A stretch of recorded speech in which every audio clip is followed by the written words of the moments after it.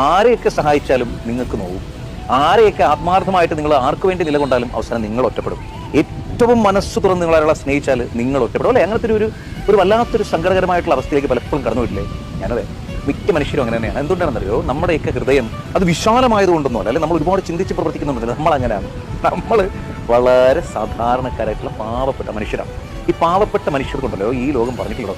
ചാണക്യ ഒരിക്കൽ പറഞ്ഞ പോലെ ഒരു ഇച്ചിരി വളവുള്ള മരങ്ങളുണ്ടല്ലോ മുറിക്കപ്പെടില്ല. നേരെ നിൽക്കുന്ന മരമാണ് മുറിക്കപ്പെടുന്നതെന്ന് പറയുന്ന പോലെ ഒരു ഇച്ചിരി വളഞ്ഞ് പുളഞ്ഞൊക്കെ നിൽക്കുന്നവർക്ക് വേണ്ടിയിട്ടുള്ളതാണ് ഈ സമൂഹം.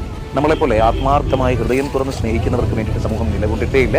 നമ്മളെ വളരെ പെട്ടെന്ന് കട്ട് ചെയ്ത് മാറ്റിയാണ് അവർക്ക് ചെയ്യുന്നത്. അപ്പോൾ എന്ത് ചെയ്യണം? ഇതാണ് ഞാൻ നിങ്ങളൊക്കെ എന്ന് നമുക്കറിയാം, ഒരുപാട് സങ്കടപ്പെടാറുണ്ടെന്ന് അറിയാം. നമുക്ക് ചെയ്യാൻ പറ്റുന്നത് കുറച്ചുകൂടി ആ യാഥാർത്ഥ്യം മനസ്സിലാക്കണം. കാരണം നമ്മൾ ആൾക്കാരെ ഹൃദയം തുറന്ന് സഹായിക്കാനും സ്നേഹിക്കാനും ഇഷ്ടപ്പെടുന്ന മനുഷ്യരാണ്. അപ്പോൾ നമ്മൾ ഒരുപക്ഷെ പെട്ടെന്ന് ആക്രമിക്കപ്പെട്ടേക്കാം. തളരരുത്. ആ ആക്രമണം ഈ സമൂഹത്തിന്റെ തന്നെ ഒരു ഭാഗമാണെന്ന് മനസ്സിലാക്കാൻ പറ്റണം. അങ്ങനെ ചിന്തിച്ചാൽ മതി.